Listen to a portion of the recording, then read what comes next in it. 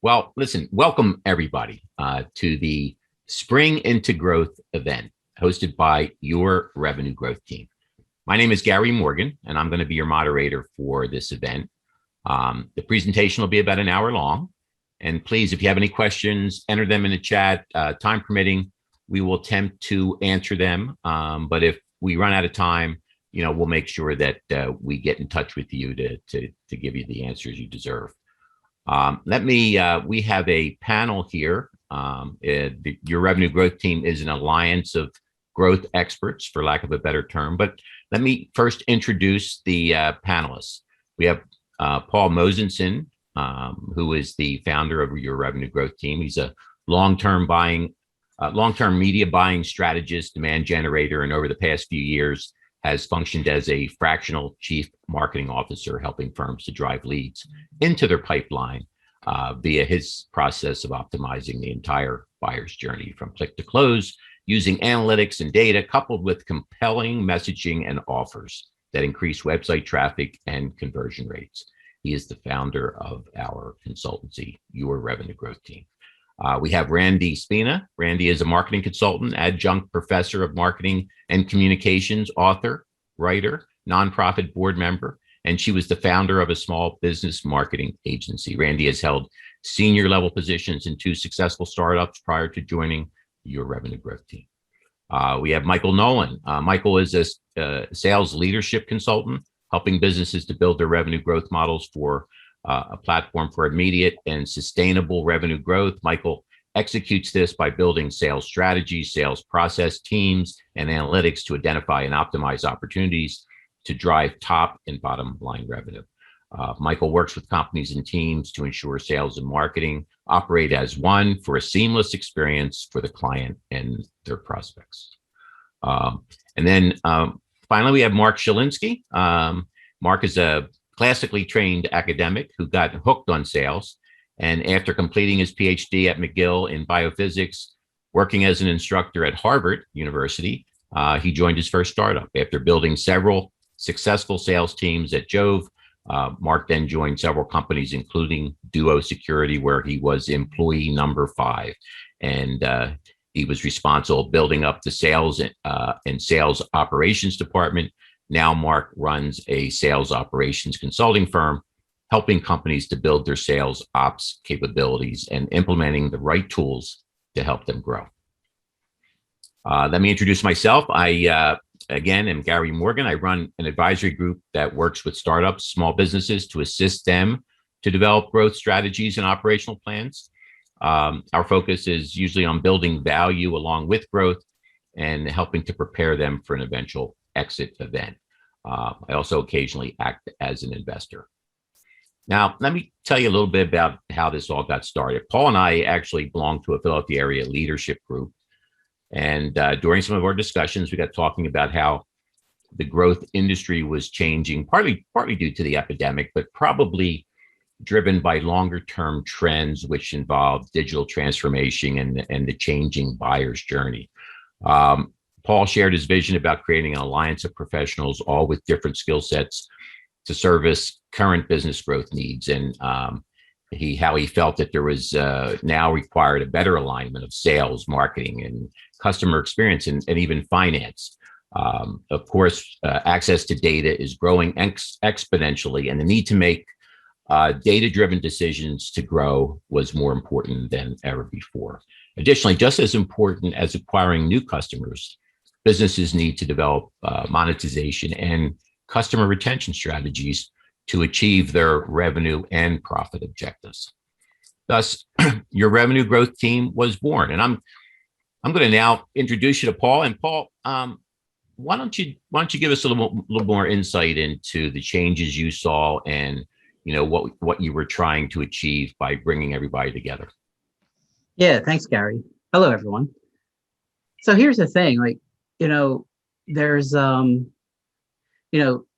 we all know, through the years, that marketing and sales has generally been in silos. But really, when you talk about revenue growth, there's always a need to align and communicate together, because at the end of the day, it is about revenue and we need to work together. And I felt there was a need for that because, there's digital marketing companies and demand generation, but they don't get involved with sales, but they should be because we need to communicate together. And that's what we do here. So I felt like, building an alliance of marketing and salespeople as a consultancy is very unique out there, because we do have to communicate together. And that's how, you optimize the pipeline if the marketing and sales are working together. Technology we share, content we share, buyer personas we share. It's all as one, and that's our theme. And it's very important, trust through the pipeline, using the right technology, and communicating weekly on results and optimizing along the way. Yeah, I explain. The trust, right? I mean, it's something that, of course, I think everybody understands. The more you trust somebody, and then both from the buying and selling side, that it makes things happen. But how do you kind of work? Build trust in helping companies to grow. Yeah, I mean, big picture, despite all the technology and all the dots and the IOs and the AIs and all these things going on, right, out there, and processes, at the end of the day, we're human, and humans make emotional decisions, some logical as well. It's a combination, but really, when you talk about trust, right, I mean, it's what makes someone click in the first place. It what makes someone engage on your website, and what makes someone give up their email address because they think you can help them. So marketing builds trust. You're building trust in a company. You're building trust in the layout and the look, feel, and the messaging, and that's pretty critical, right? Because all the sales guys like Michael, Mark, and everybody else, you can't take marketing for granted because we're the ones who's supplying the leads. And so trust is critical to capture those qualified leads. And then, but that's part of the alliance because trust continues through the journey, right? Because when we do the handoff to the CRM and the sales and this process and all that, no matter what tools and strategies we're using, we're still building trust. Well, I know you also talked a lot about, the importance, and you're focused on conversion rate, right? And how you kind of work to make sure you optimize the conversion rate. Can you give us a little bit more information? How does that drive growth further? Well, it's similar to what we're talking about here. Trust drives conversions, right? So no matter how you look at it, case studies from the top funnel, or the mid funnel, you're building that trust.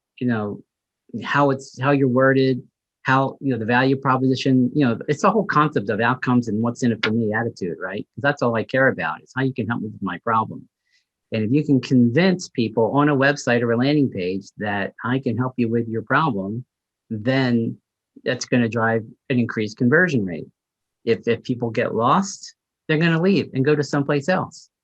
The initial goal here is to get on the short list, because just, don't assume someone goes to a website and says, you're the only one I'm going to contact, right? You may contact 3 or 4, whatever they're going to do, and they'll evaluate some business decisions. But at the end of the day, again, going back to the trust and the conversion rate, whatever we can do to put strategies and tactics together to increase your conversion rate on the website, all of a sudden now sales has more people, sales has more qualified leads, sales can generate more revenue because we're in marketing getting them high quality leads because of the trust that we're building. But when you talk about conversion rate optimization, you're really talking about the actions that you're asking companies to make during the buyer's journey, right? So whether it's your website or a landing page, so you're actually taking steps to try to optimize the ability for people to take action. Yeah, that's where testing comes in too. What do we do when we talk to clients? When we build out engagements, besides the buyer's journey or buyer personas and content and things like that, we're talking about, offers, testing subject lines, testing web forms, testing CDA buttons. Do we want to do a free consultation or a free assessment, a free trial or a free demo, right? These are all like important strategies for any kind of B2B client is what will make people engage? I mean, everything else, with the case studies and testimonials and badges, have you won any awards, all these kinds of things, and what we just spoke about. But at the end of the day, you do want to test and have enough data to make decisions. I mean, the simple test is email subject lines, right, Randy? And and testing, it's like, there's three kinds of conversion, of trust building here, right? Which is click on an ad or open an email, right? The first message, how important that is, right, Randy, to attract people to engage. Well, and that opens, that's a nice segue to Randy, because increasingly, right, content communication is I mean, you see it just in the amount of information that's available on a simple search in Google, for example. But Randy, why don't you talk? I know you focus a lot on messaging and content, and how do you work with people to try, and how does that factor into the the growth issues that we're talking about today? Great question. Of course, it's very difficult today. It's almost like an arms race out there, right? There are so many platforms between social media and all of the thought leadership things like ebooks, videos, podcasts, website, landing pages. I mean, the list just goes on and on. So consistency is definitely a key in building trust. I mean, it would be awful for someone to buy into a concept on a landing page because they clicked on an ad and then get to a sales rep and hear a completely different story. So it's consistency outbound. It's also consistency internally. That's why I'm always up for looking at things from beginning to end and doing a thorough content audit from the top of the funnel all the way down to where it hits sales. So, there's, and who manages all this? Is the person who's blogging doing the newsletter? Is the person who's doing that doing the ads or writing the ebooks or the white papers, right? So is it several people, several departments, an outside agency, right? I mean, and is everybody talking to each other? What's the workflow process? And then there are other things that instill trust that personally as a consumer I look at, things like don't hide behind customer service at ABC company email, put someone's name there, have a street address, have a phone number. Well, I mean, it could be a Google phone number, it doesn't matter. But all of those things, when people look at that, especially in B2B, where a decision takes a much longer time, and obviously the purchase is a lot larger, you need to make sure that people feel comfortable doing business with you. A robust About Us page with bios so people know who they're doing business with is always helpful too. Yeah. There is the challenge is really aligning the top of the funnel with the end of the funnel, right? So everybody hears the same thing, because the worst thing that can happen is you get a lead, they're a hot lead, they talk to a salesperson or they see a demo and it isn't what they expected. I mean, that's the worst thing that can happen. That wastes everybody's time. Well, we talked a little bit about the the funnel and the buyer's journey, but Michael, how's sales changing? How is it? Are you seeing out there some initiatives to better align sales and marketing? Oh, absolutely, Gary. Absolutely. Hey, thanks for having me. Yeah, aligning sales and marketing has become even more critical. And don't get me wrong, this didn't happen just because of the pandemic. This was happening prior to the pandemic. And, some of the more forward-thinking, more success-driven companies were getting there. The pandemic expedited it, so it got everybody on board and had everyone speed up. And so what you're doing is you're now seeing the client who's now coming on board because they were at home. They're going online. They're going through different forms, as Randy pointed out, to get there. And, the customer journey is one continuous line forward. Now, they may be engaging with sales, they may be engaging with marketing, but at the end of the day, those two areas linking up are very, very critical. So what you're seeing now is salespeople and marketing people working together, on a day in and day out basis to understand the client, where they're at in terms of their stage of the life cycle, and then how we are together going to move them along on the journey. Because I couldn't echo more than what Randy said about, hey, let's make sure we're talking the same thing. Because all of a sudden, the worst thing you want is you all of a sudden get a lead, you think it's going to be great. You're so appreciative as a salesperson, the marketing has delivered something over to you. And then you get on and you start talking about what their problem is and what their challenge is. And you're like, yeah, that's not even, we can't help you. Yeah. So it's great that, the feedback goes back to marketing. This is where they were at. This is what they were doing. They get better. We get better at the handoff. So what it helps us to do is move them through a little bit better. We can focus on what the problem solving needs to be, go back to marketing so we can be a solution provider, which then allows us to keep that communication and then cuts down, our sales cycle time, which helps our cash flow and our business to keep moving. Because one of the bigger challenges, about halfway through the pandemic, I started to see, Gary, is, sales cycle times were elongating and elongating. And what ended up going on is people were just slower to make decisions because people were all disassociated, working from remotely. And so what you're doing is by having sales and marketing working together, having messages going out to these people, keeping them engaged, keeping them on top, allowed our businesses to stay top of mind so that they could continue the process along, make sure everyone was aware of what's going on, keeping everyone on the same page, even though they're remotely, to keep that sales cycle time down to where it should be. So Yeah, I mean, really, it's funny. It's funny you talk about the alignment of marketing and sales. I can remember early in my career, right? Marketing, they were just the guys that produced the brochures. If you Yeah. needed extra brochures, you would just, hey, somebody call somebody in marketing.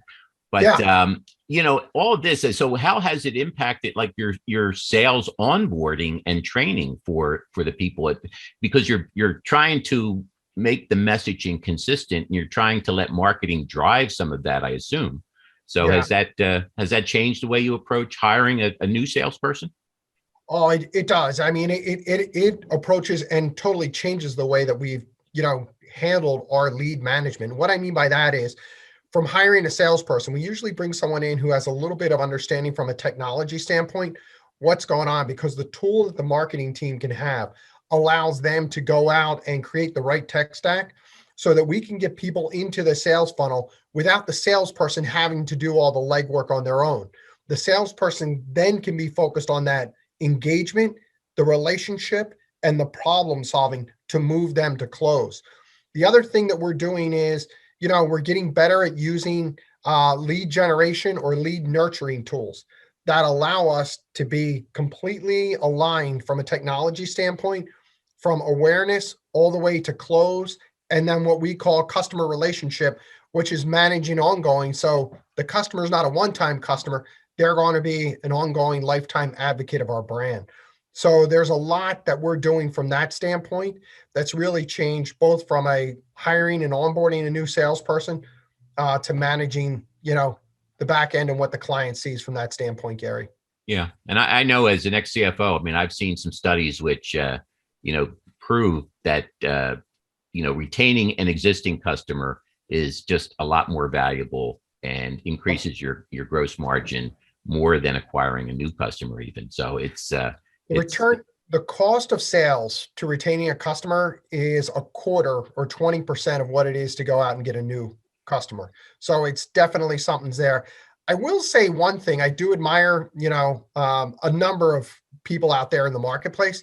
They've really focused on onboarding as a key competitive advantage now during the pandemic, which it should have been. Some of the better companies were there prior, but now they're really focusing on, hey, when a salesperson's on board, if you don't have a defined process that starts the week before they're coming on, you're not going to be successful with that person.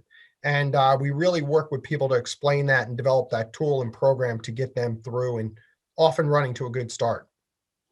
So let me jump over to Mark now. Mark, I know that you work a lot with data, and I know. Can you give us an idea of how are you managing data in helping companies to grow? So essentially, the key is that I'm kind of the glue that fits sales and marketing together, because marketing is getting these messages, getting these emails out. Sales is doing their own sales emails and making the phone calls. And then we're taking all of this data and ingesting this into the systems. And then we're going to say, all right, what resonated with whom and how? So essentially what I do is I try to make as thin slice of my data as much as possible. So when we send out these messages, did this message, we probably put it all in and it went to C levels, B levels, D levels, M levels, and they were all in marketing, finance, and sales. Which one of those resonated most? Who was the first person to raise their hand versus the person who signed the check? Because your final person might be the CFO, but you might have to engage with that first conversation with, just the financial analyst. So you need to be able to collect as much data as you can and then be able to say, all right, how do we A/B test? So when we send this message out, did we send two complementary messages? How did they do? Okay, this one did better than that one. All right, let's change one of them and figure out how did the next one do. So we had A and B. A did better than B. All right, now we have A and C. How did A versus C do? Oh, C did worse than A. All right, let's go back to B. And then if we have a sequence where we would tell people, it's like, we have 5, 6, 7 emails and phone calls going out, and we know everybody's converting on email number 5. Is it touch 5 that they're converting on, or is it actually that message in touch 5? So let's bring email 5 up to number 3 and switch it back. So, and these are things that we've applied continuously in the marketplace. I think with Duo Security, we had a sequence and we would put them out and we would always look at, okay, these messengers are working with our sales reps because it's easy to deploy. So we know that one was email number 4. So let's pull that up to email number 1 and see is easy to deploy manageable. We said, yeah, for this group, for IT professionals in law firms, easy to deploy was the message that would resonate with them. However, in the healthcare industry, easy to deploy wasn't as good a message. It was easy to manage. So being able to figure how you can have the verticals of your segmented prospects and figure out what message matches with them and how do we make sure that we're maximizing the utility of it. Yeah, it seems more important than ever to really kind of fine tune your targeted personas, if you will, the people that you're selling to. I know you're a proponent of using dashboards to help companies kind of manage their decision making with the data. Can you talk a little bit about that? Oh, the research that we've done is the C and V level typically spend a minimum of 2 hours every week just compiling data to make their strategic decisions. And a lot of that is doing the exact same, compiling the same data week after week. So if you set up a dashboard and you say, what are my metrics? How many leads went into the funnel? How many leads got emails? What's the open rate? What's the click-through rate? What's the call response rate? And being able to get all of that rote stuff into a dashboard, people can look at it all continuously and not have to work on compiling that data. The other thing is we can blend data. So you can take data that's coming from the marketing. All right, is there any correlation between website visitors and contact and people filling out the contact us form? How do we say here's the people in the bottom of the funnel? How often are they coming downloading our information? And that's something like if you just have a Salesforce or a Pardot or Marketo, you can't really take that because this data is coming from multiple sources. Mm-hmm. And then you look, it's like, okay, now let's tie that all back to financials.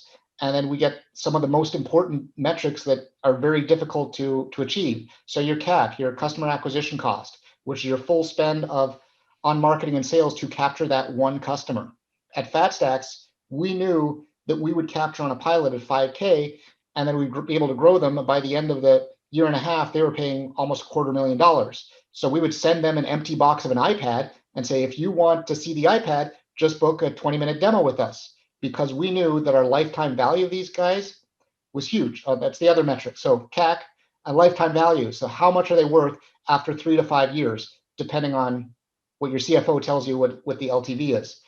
And you can only get that if you're blending data from marketing, sales, and finance, and then getting all that, and HR, because you got to get that payroll data in as well. Yeah, I know. And sometimes I remember I've heard you talking about, Michael, was talking a little bit about the external sales force and how some things that can improve that. But I know you focus a lot on inside sales, right? And helping companies to use data to build better inside sales efforts. Any examples that you can share? So the thing is, when you have the outside enterprise sales reps, they're glad handing, yeah, they used to be having steak dinners and, getting through and then coming to a board meeting and having those 5 or 6 people around the table. Inside sales on the support of that, and what the pandemic has done is we've turned a lot of those enterprise sales guys into inside sales, is that we could sit down with a power dialer and we could go down and in an hour get 200 to 300 dials out the door because a lot of people aren't picking up the phone, and know that we're going to get 200 to 300 dials versus or 7 or 8 conversations, which is key because having those conversations is key, and then collecting that data much more rapidly. And then as we get that data, the more conversations we have, the more information we gather, the more information we have, the more we can go around, because you might not want to pick up the phone and call the CFO and say, hey, we create dashboards for you. Our first move could be, we're going to call a manager, analyst, and the director of finance, say, hey, how do you guys manage data? Oh, you're not using any dashboards. Okay, well, you guys love using spreadsheets. You outsource these spreadsheets to someone else. Well, there's a security issue. Now, my fourth call, I can go back to the CFO and say, hey, I spoke to a couple of guys in your team. It sounds like you're doing a lot of data management. It sounds like you're setting these, you're using folks that are off your company payroll, like 1099s, to manage your data. That's a security risk. Would you be interested in, you want to get a Tableau or a Domo or something like that? But that the analyst is too expensive. Would you be interested in a conversation of a more cost-effective type of dashboard? And then you're in a conversation because you've got that information.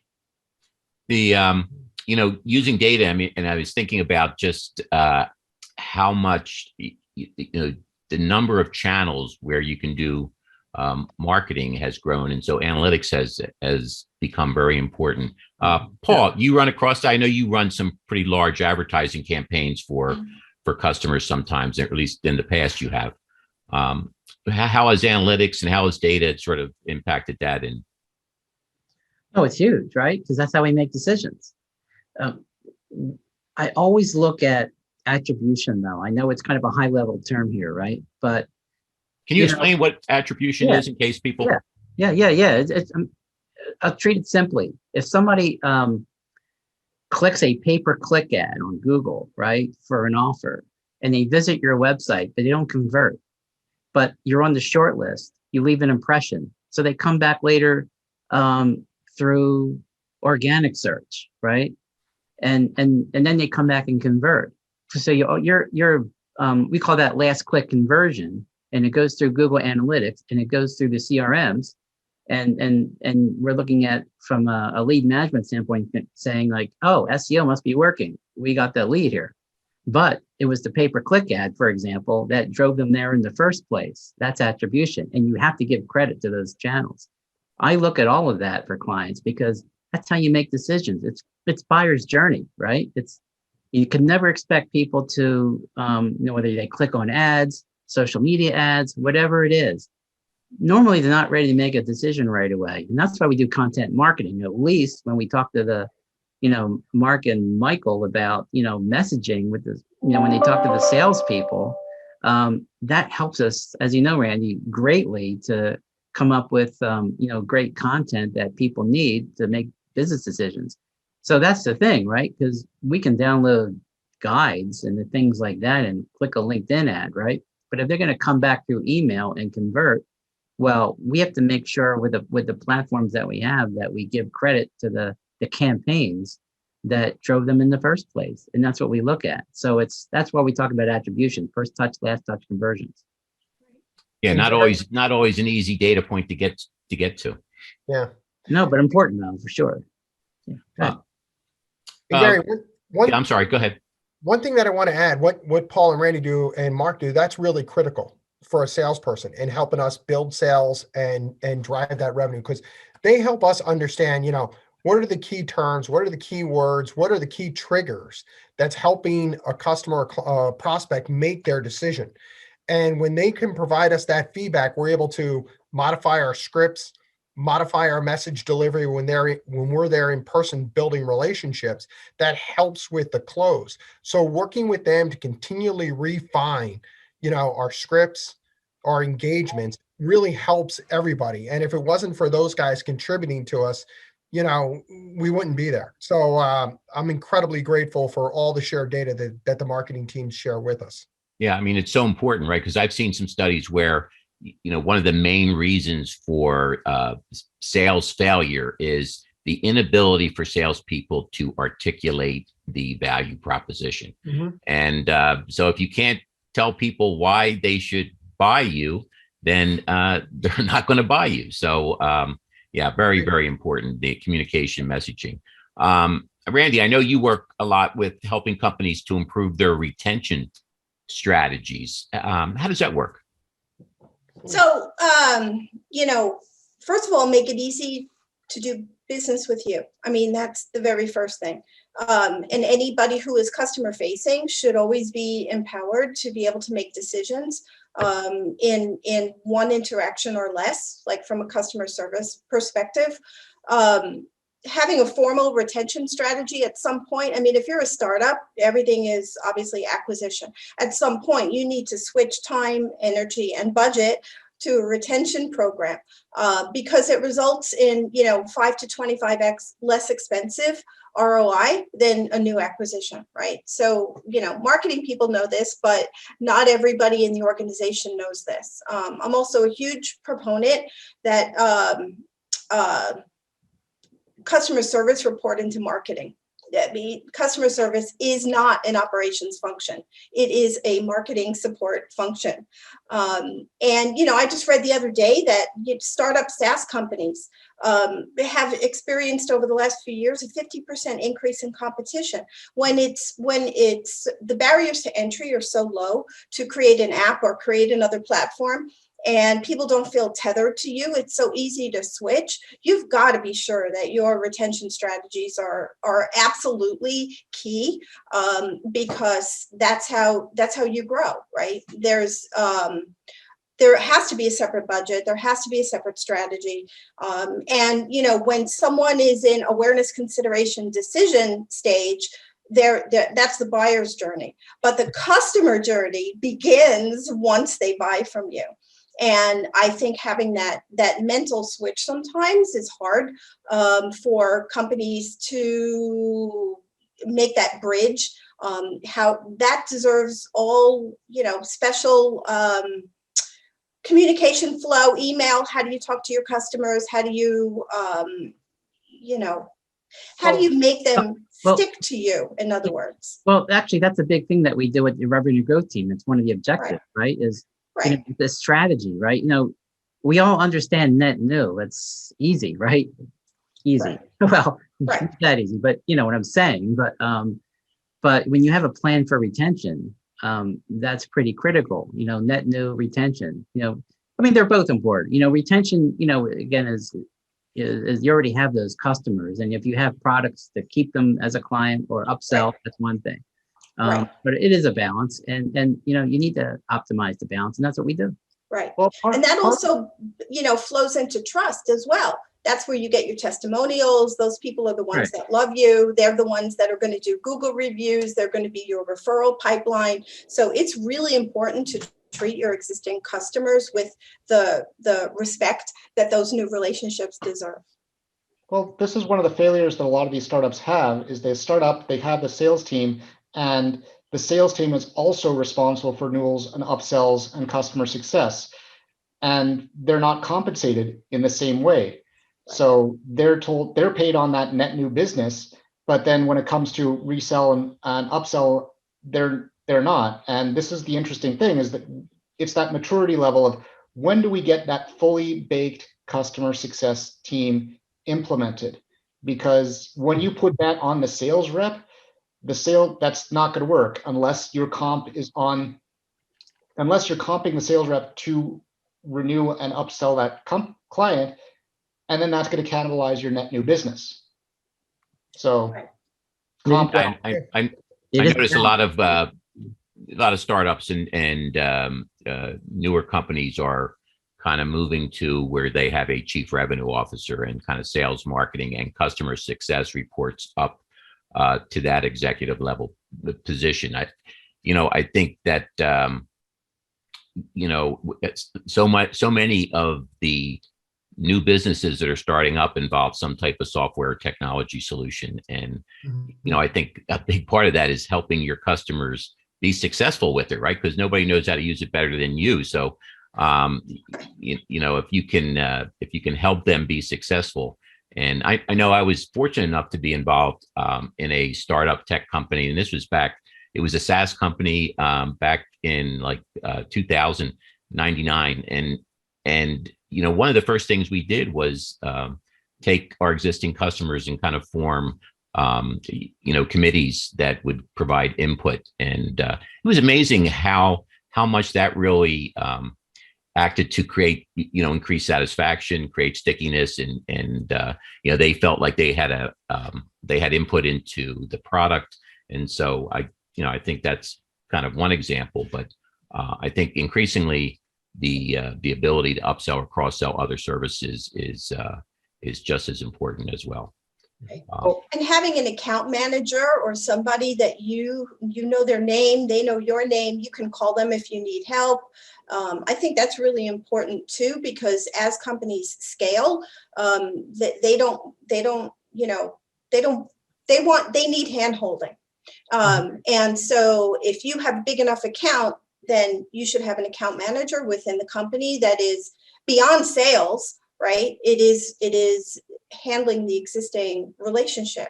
How you attribute then, an upsell, I don't know, Mark. But those are, oh, I'm sorry. Go ahead, Mark.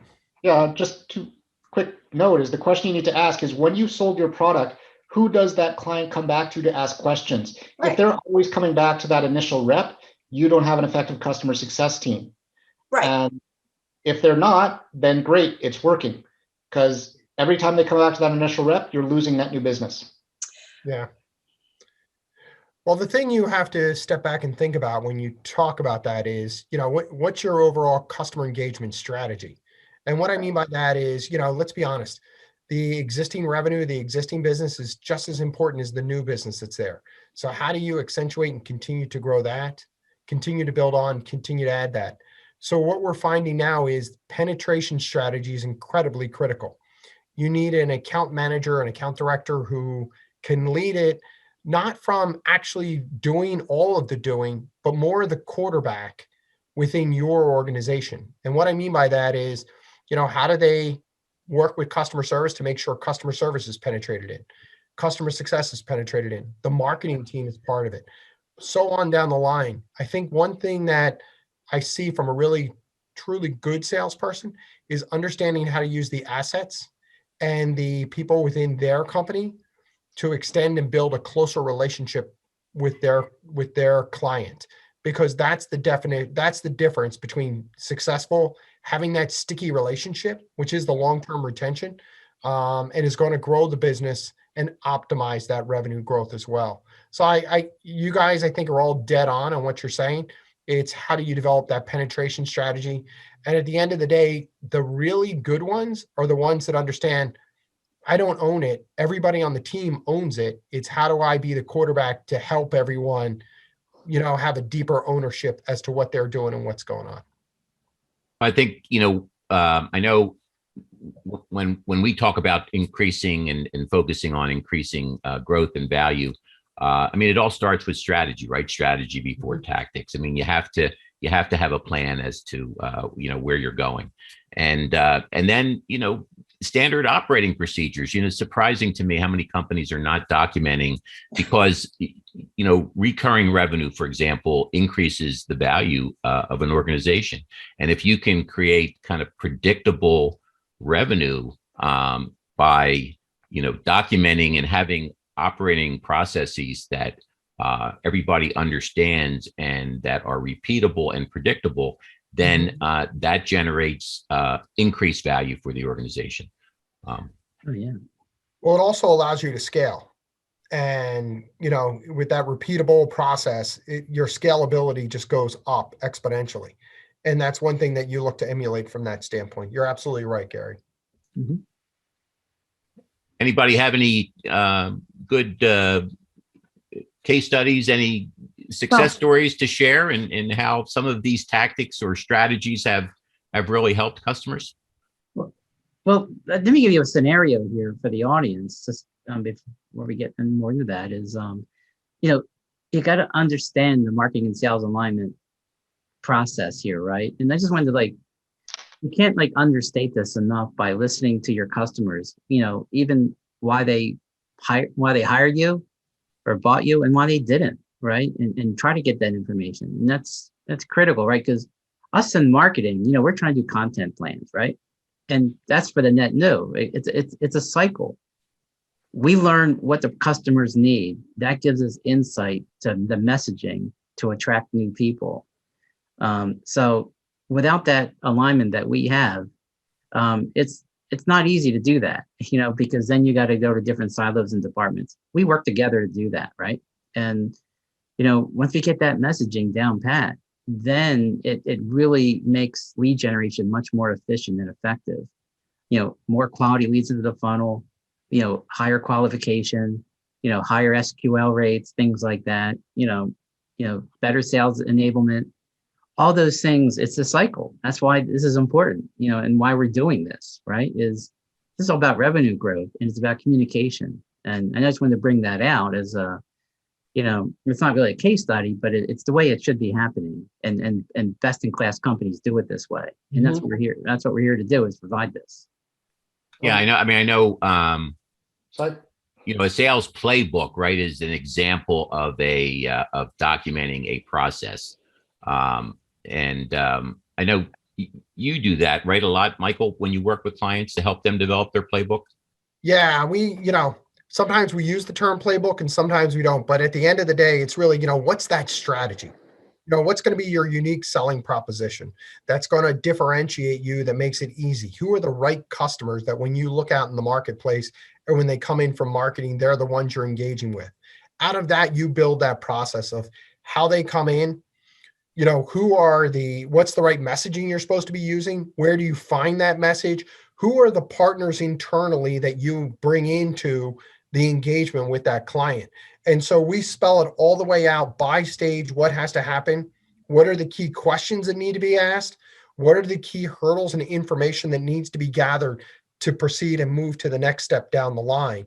And the reason it's so critical about that, Gary, is you want to be able to move someone through so it's a seamless and easy for them to do business.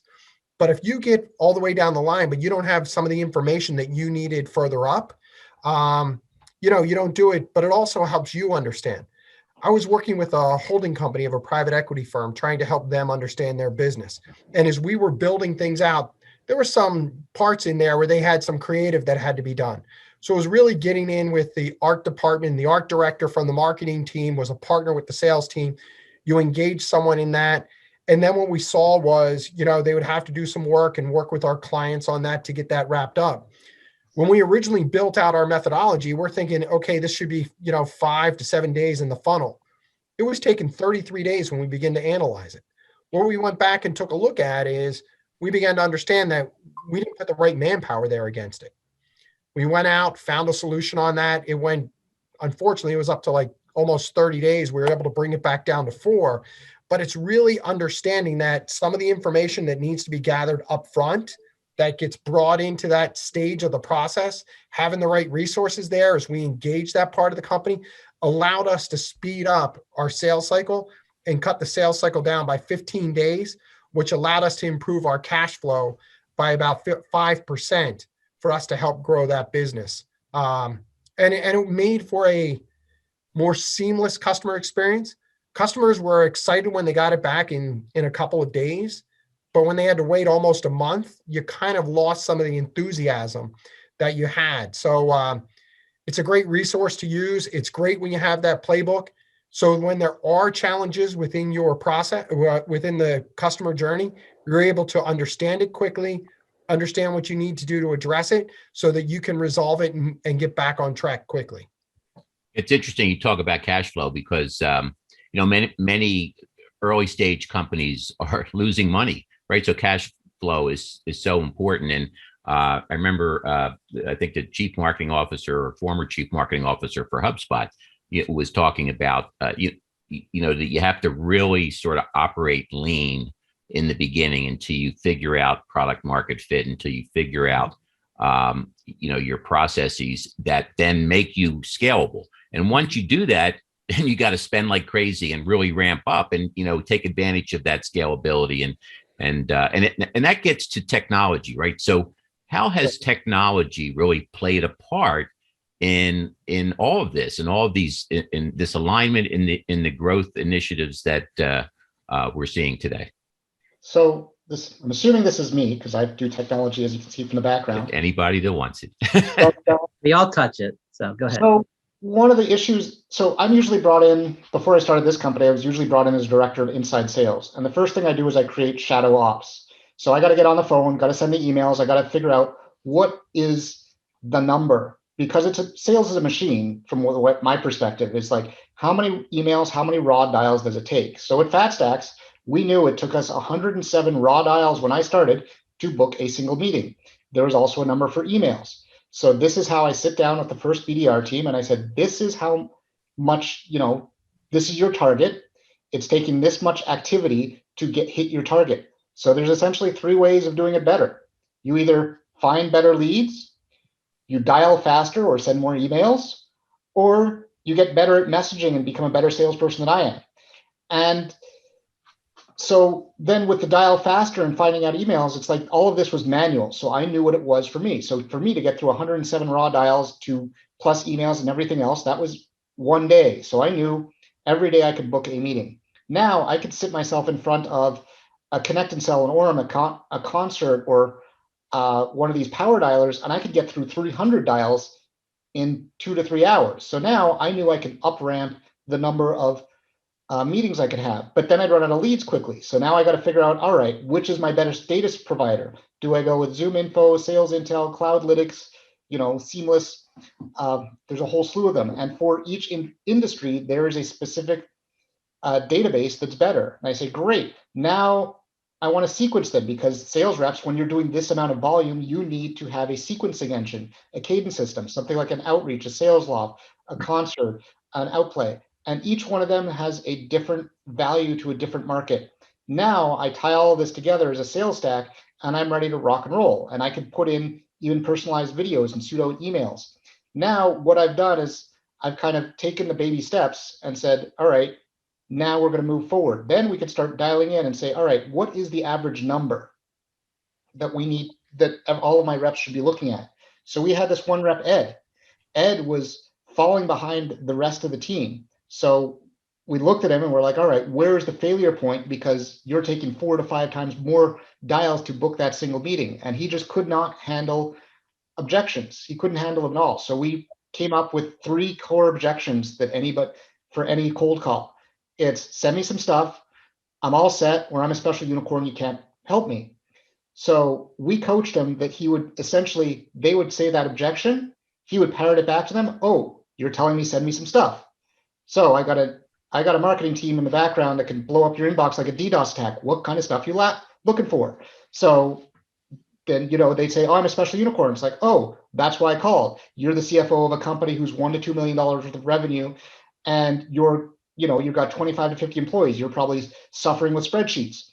They're like, wow, you know me. So we taught him so good. We taught him so well to get around those objections that all of a sudden he got back up to the average. So that's where technology helps. We layer it to help them speed up, and then we figure out what the numbers are. And when they figure out where the numbers are, we then look down and said, who's not hitting the average, or the median is a better metric. And then we figure out what is the key thing. And if they're not hitting their dials or emails, then they're fired. It sort of brings a whole new slant to sales is just a numbers game, right? I've heard that increasingly more than ever, it is a numbers game. Always be closing. But I'd like to add to that a little bit too. So do I. Go ahead. I've written a ton of sales scripts, inbound, outbound, training manuals, product manuals, customer service manuals. I'm a huge believer that everybody should have input on all of that, everybody from up, down the chain, so that everyone is on the same page. When you automate those scripts and you have the tree branches, when you're talking to a customer, it just makes it a whole lot easier. And then listening to those people, to the sales reps, right? Like listening in on the calls and making sure that they really understand what the message is, and how to close someone and provide value on that phone call. I'm just going to say thanks is, big picture from a marketing side. We talked about a lot of the sales tech out there, and it's really amazing, right? We've had marketing tech for a while, marketing automation, right? When you have these tools, however you want to pay and all the bells and whistles out there, how we orchestrate campaigns, funnels and cadences and thought leadership messages and where to post it, where, all this stuff going on, right? It's still building trust in the company, but the big picture is no matter how all these tools work and they're great, they're coming out like every day. It's still about the message and the people behind it, right? Because there's still a human touch out there. We're still buying from people. I'm buying from a person. The company is persuading me to dig deeper, to give up my email address because of valuable content they're giving me. And then it goes to the sales and all the technology, all the data points. I mean, you want to be optimized and all that research. At the end of the day, it's person to person, right? And I'm convinced. Here's my signature on DocuSign or whatever, right? But the point is we love technology here. We have on our website, we assess it, we can give recommendations and to build, I call it a revenue stack, marketing stack, sales stack, revenue stack, right? It all works together. It has to work together. That makes it more efficient and makes the job more efficient. But at the end of the day, it's the people and the process and the strategy that make it work even better. And if you're not optimizing the tools, then it's just a tool. So. Yeah, I think it's important for any, for a smaller company that maybe, doesn't have quite the budget to hire a, chief marketing officer, chief revenue officer, chief content officer, chief technology officer, chief sales officer. I mean, what we try to do, right, is to actually bring sort of a senior level focus at less cost, in the end, but more cohesive in the sense that we collaborate on and kind of coordinate everything together in all of our solutions. Well, it's that age-old axiom. It's people, process, product, and you have to go in that order. It's the people, and once you have the right people, then you develop the right processes. And when you have the right processes, you put the right product in front of them. Because if you don't have the right people, like the number of times where I've hired new BDR teams and I start with 4, and then you have to fire the first 2 because they're trepidatious about picking up the phone on day 2. It's like, sorry, that's the job. And if you think you were not going to do the job and you're not going to pick up the phone, that's why the first week it's training week. And you got to have the right people, then you have to have the process. So like Michael said, it's like, if you don't have a process, you're going to fail because then people are just wandering aimlessly. And then you put the product, and that's where I come in. It's like, let's figure out what is the cockpit do you need? Because sometimes an F-16 jet is what you require. Other times it's a battleship, and sometimes a helicopter or a submarine. And if you need a submarine and you're putting them into a jet fighter, you're probably not going to achieve the goals of your mission.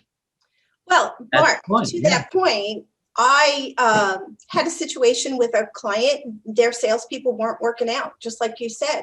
So I said, instead of requesting resumes, the next time you hire someone, set up a phone number and have people call you. And then if they're good on the phone, then you ask them for their resume. Because if that's your job, you could say anything on a resume and a piece of paper, right? But you want to have salespeople call you first. If they can sell themselves, they can probably sell your product or your service. It's all about trust and convincing. It's everything. Right. All we're doing here is we're in the convincing process. That's what we optimize that. Right. Gary, anything else you want to Well, I think one of the things, and we touched upon it a little bit, is the concept of customer lifetime value. And then, so in theory, right, if you can maximize the customer lifetime value and you can minimize the cost of acquiring a customer and you can put the right process in place, well, then that's how you scale.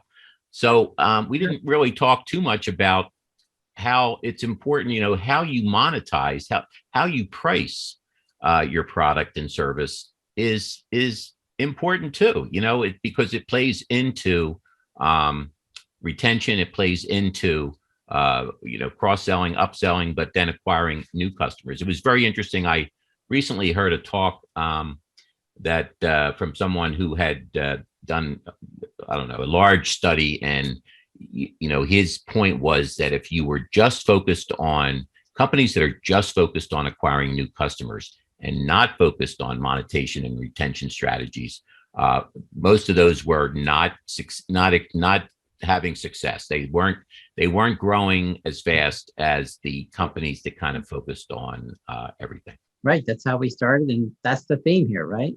Well, this goes back to Michael's point, is that your retention, it costs sales a lot less to retain a client, and that's operational fuel, because it's, I don't want to be a derogatory term, that's free money, because we didn't have to pay to SEO, we didn't have to pay the sales rep to cold call them, the BDR. We just paid one person to say, hey, it's going great, fabulous, let's keep it going.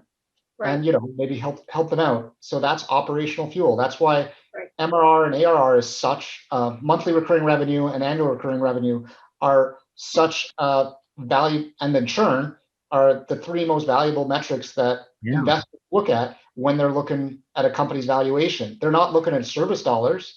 They're looking at, all right, how many people are buying you over and paying you an annual recurring revenue?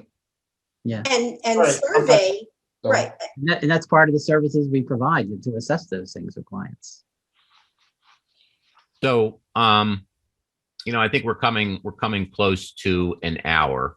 So let me first thank everybody that attended this event. I'm hopeful that you kind of got some good tips for spring into growth to start your growth plans. I know our website, we have a website, revgrowthteam.com. Please, there's sign up for a free assessment. Would love to talk to you and just talk at no charge, just how we might be able to help. But any closing thoughts from you, Paul? Well, I think listen, every company wants to grow, right? And what we're going to provide, when you think about it, is strategic direction to assist companies who need growth. And you can see, it's not marketing, it's not sales, right? It's together, right? You've got to look at all the elements. I always say to people, like, there's an old song, you could look it up. Little things mean a lot, right? Little things mean a lot. That's what we do. We kind of go in. That's why we're all together. We're looking at all the little things, assessing it, and finding fixes to optimize each component of this buyer's journey, right? And then using analytics to help guide our decisions and pivot if we need to. I mean, again, we're talking about the human element and things like that, but we talked about data as well. That's what we do. We're combining this human element with data to make decisions, right? To optimize performance. And we have great data partners, and that has to guide us. But at the end of the day, we talk about conversion optimization, because that's how you grow. I mean, think about it. Increase your website conversion rate, increase your sales conversion rate, increase your retention rate. That's what we do. And every element has a strategy. And that's why we have key people to optimize each of those components for growth. Okay. Well, listen, anybody else have any closing thoughts that want to say anything? But if not, I just want to thank everybody again for attending. We're hoping that this is just the first of many of these types of events. And we encourage you to reach out and, touch base with us. But look forward to interacting with you at a future point. And thanks again. Thanks to the panelists as well. Thanks for everybody for taking the time today. Thanks, everyone. Thanks, Gary. Thanks, everyone.